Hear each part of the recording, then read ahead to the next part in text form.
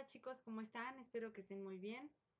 Yo extrañándolos, esperemos que esto pase pronto, que podamos vernos y ponernos al día. Por lo pronto, bueno, les presumo también que ahí va bebé creciendo. Uy,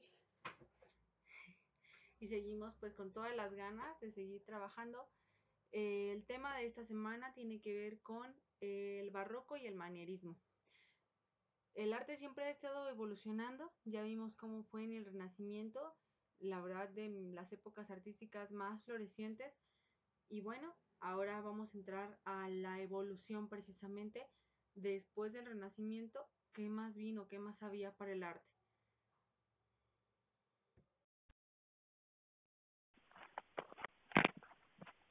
Bueno, pues vamos a ver el tema de manierismo y barroco. Estamos hablando que el manierismo duró más o menos de 1530 a finales del siglo XVI, 1580 más o menos.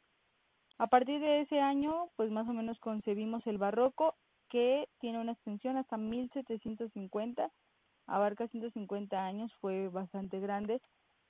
Y bueno, el manierismo de hecho se considera pues un puente entre el Renacimiento y el Barroco. Hablamos de una ruptura e innovación. La idea del manierismo pues se extiende en Europa, en Italia, perdón, y se va extendiendo para toda Europa. Rafael Sanzio ya para estas épocas ya falleció y Miguel Ángel se encuentra en Florencia, así que bueno, los jóvenes que eran talentosos, no de tanto renombre como los renacentistas, comienzan a hacer sus pininos y entonces así es como comienza el manierismo. De hecho, el manierismo, el término surge de la palabra maniera, que se refiere al modo en el que los artistas de segunda fila imitaban precisamente la maniera de los grandes que los habían precedido. El manierismo se relaciona al saber hacer sin necesidad de esfuerzo para su logro. Se ve una prolongación pues lógica de las tendencias y realizaciones. Es un proceso, ya les decía, entre el Renacimiento y el Barroco. Importante, aquí surgen las primeras obras realizadas para exponerse en galerías. Esto es, que la obra es valorada por la obra misma. A partir de ese momento el artista pues toma otra importancia.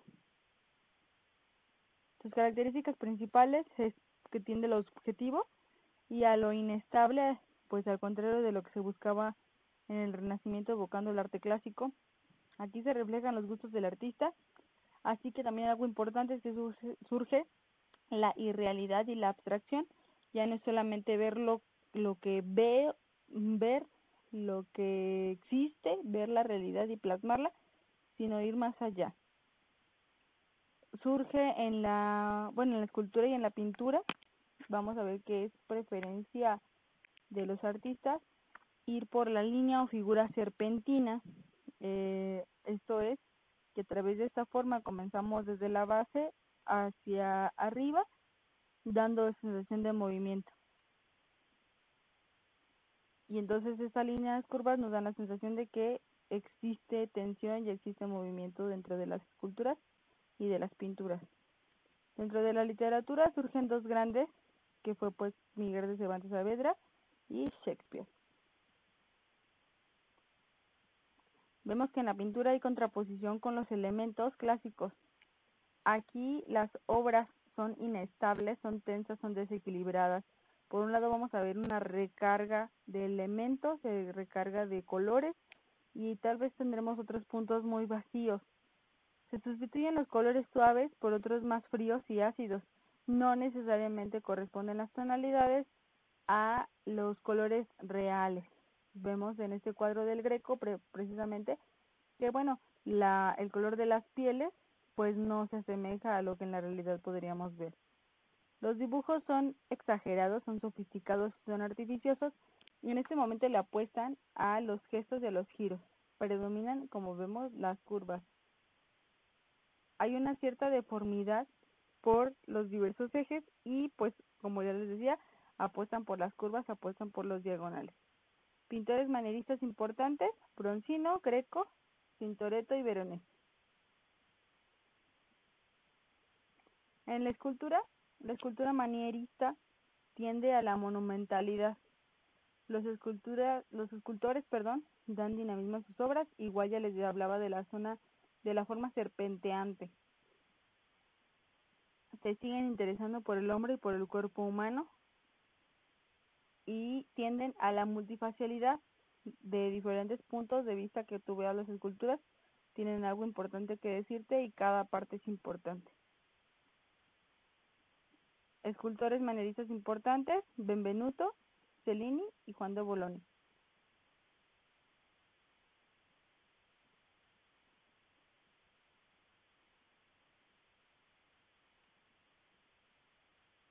En la arquitectura igual tienden a la monumentalidad, mientras que veíamos que en la arquitectura renacentista iban pues hacia los cánones del arte clásico, simétrico y todo perfectamente instaurado.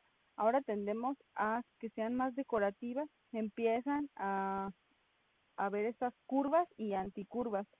Si vemos aquí van como esas curvas que van y retornan. Esto es algo que no se había visto hasta esta arquitectura del manierismo. Arquitectos manieristas: Vignola y Palladio. Seguimos viendo los frontones griegos, seguimos viendo las columnas romanas, seguimos viendo ciertos elementos, sin embargo ya se acompañan de estas curvaturas que no existían. Pasamos al barroco. Ya les hablaba que el barroco va a finales del siglo XVI y se va a extender hasta mediados del siglo XVIII. Les dejo esta liga, escúchenla para que descubran quién es el músico representante del barroco por excelencia. Es pues a modo de canto de su biografía. El barroco, ya hablamos de que en México pues este es el estilo que predomina, ya que fue en esa etapa de la conquista precisamente. Este es el templo de San Diego, con algunos ejemplos. El arte barroco refleja las tensiones religiosas. Hablemos de que históricamente pues la iglesia había perdido cierto peso, sin embargo no había perdido como todo su poder. Entonces pues a través también del arte de las decoraciones va sin dejar pie, ¿no?, a que se olviden de ella. Ya hablamos que el manierismo fue un puente, pero entonces esto quiere decir que no ocurre nada por obra de magia, todo es una evolución constante. Se habla de que si en el Renacimiento hablábamos de los valores simbólicos del arte clásico, que tiende a lo masculino, a lo racional y apolíneo, pues ahora en el arte barroco vamos a hablar de una propuesta femenina que es irracional y es dionisíaca. Es como el otro punto. Muy bien, pasamos a hablar propiamente de la pintura. La pintura barroca tiene como características propias la representación de sentimientos y emociones, más que por la mera imitación de realidad. Ya les hablaba de esta exageración de los rostros, esta exageración de los sentimientos, más allá de las facciones, más allá de lo anatómicamente correcto, era mostrar el sentimiento. Y entonces era una manera altamente expresiva que ya veremos que a lo largo de la historia también va evolucionando. En el romanticismo todavía se hará más exagerado esta expresión. Tienen un fuerte sentido del movimiento. Ya hablábamos que esto se da por las curvas que se llevan a cabo y por estas diagonales que vemos en cada una de las pinturas, en cada una de las formas, y que nos llevan a pensar, pues de hecho, como en muchos triángulos es lo que vamos a ver en estas representaciones. Hay muchos contrastes de luces y sombras y realzan pues aquella figura, aquel personaje que se quiere exaltar de esa espiritualidad o santidad. Algo también importante es que en esos momentos empezamos a ver muchas representaciones de martirios de los santos, empezamos a ver esta exaltación de esta santidad de diferentes personajes.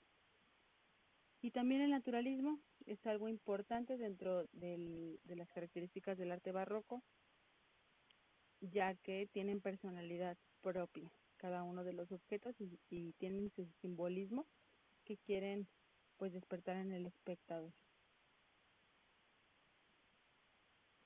Surge dentro de la pintura dos tipos diferentes de realizar pinturas. Uno es el tenebrismo y otro es el eclecticismo. El tenebrismo, pues es este choque violento de luz y sombra. Todo está en penumbra y solamente unas de luz iluminan aquella escena importante, aquel acto importante que quiero que el espectador vea primero y que sea más importante. Por otro lado está el eclecticismo, que es decorativa, es efectista y es teatral. Esta parte, pues si vemos, es más festiva. Sin embargo, bueno, mientras que no le apuesta al claroscuro, eso no quiere decir que las expresiones dejan de ser importantes y las miradas más bien nos van a llevar hacia aquello más importante que quiero como artista, que mi espectador vea primero en mi cuadro, lo que le preste más atención. Y en cambio, vamos a ver que el uso de la intensidad de los colores es algo que prevalece en los dos estilos. Hablando de escultura, pues predominan los temas religiosos. Hay mucho realismo, sin embargo es un realismo un poco exagerado y se busca, bueno, también incorporar en las esculturas cabello real, algunas coronas reales, incluso algunos ojos, lágrimas de cristal, algunas esculturas se comienzan a vestir. Esto es parte del barroco y es parte importante también de la historia del arte, porque es a partir de aquí que comienza a ocurrir. Hasta el día de hoy se sigue llevando a cabo en algunos templos. La madera policromada es el material preferido en este momento, al contrario de, bueno, veíamos los grandes bloques de mármol de periodos pasados. De hecho, hasta el manierismo, la idea era que fuera la escultura de mármol y acá cambiamos más por la madera policromada.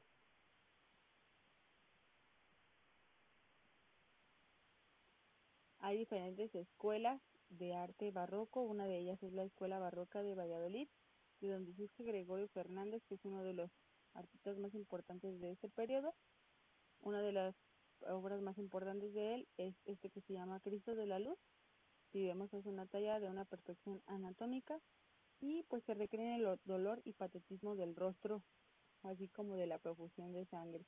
La idea era que mientras más doliente presentara yo a este Cristo, pues el doliente, el espectador, el fiel, pues iba a continuar asistiendo a la iglesia por ese amor a Cristo.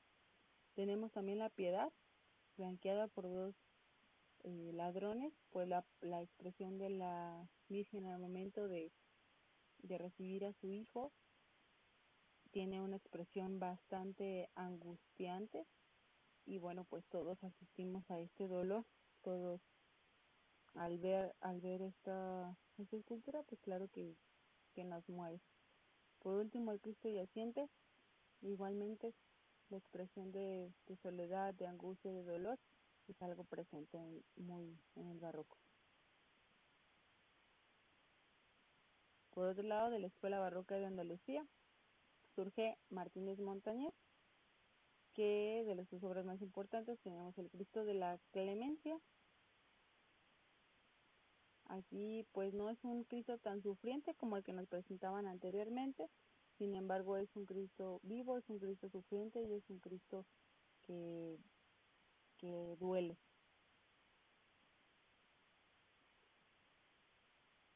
Está esta imagen de la Inmaculada.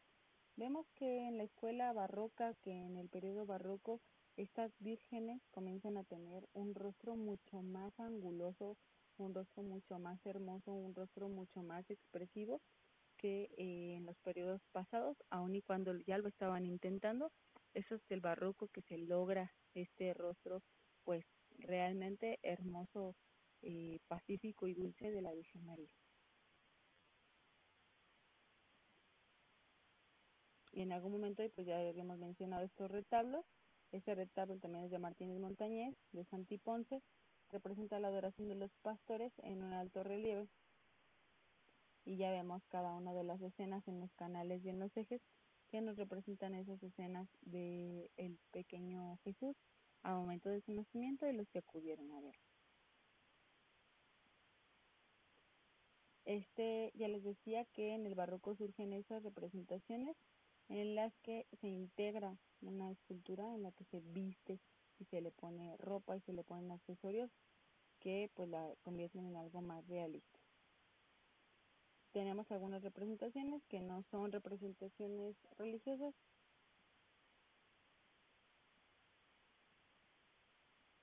Y en la arquitectura,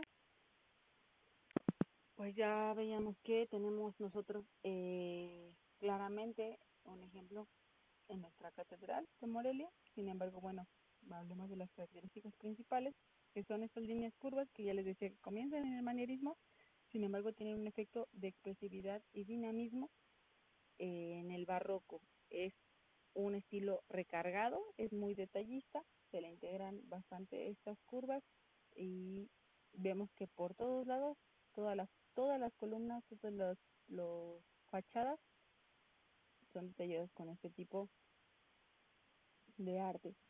Y pues ya veíamos que cuando llega a América Latina le ponemos, pues claro que sí, nuestro gusto y nuestro sabor, hablando de, en este caso, de los azulejos, del color que se incorpora también a, a la, a la ya recargada arquitectura, a la ya recargada detalla. Si bien los materiales que se utilizan son materiales pobres, pues el asunto no son los materiales, sino hacerlo más suntuoso con los detalles. Y por último, pues mencionar el churriguerismo, que pues se llama así gracias a José Benito de Churriguera, que es esta parte todavía de más exultante, más recargada de la decoración. Ya sea en muros exteriores vamos a ver bastantes curvas, vamos a ver bastantes adornos, bastantes acompañamientos. Y aquí tenemos pues el claro ejemplo de nuestro templo de San Diego, que es totalmente un estilo churrigueresco en el interior.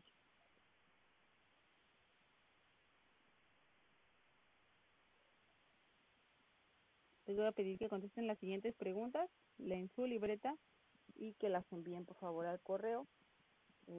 Las espero para poder registrarlas en su evaluación. Cualquier cosa, estoy a sus órdenes. Sale, pues llegamos al final del video. Muchas gracias por verlo. Espero tus respuestas a las preguntas en el correo. Si tienes alguna duda vía plataforma o vía correo, ahí estamos al pendiente. Que estés muy bien. No pierdas su sonrisa como Bárbara de Regil. Esa es tuya y no la pierdas. Y pues ya nada, los quiero mucho y los quiero ver triunfar. Nos vemos.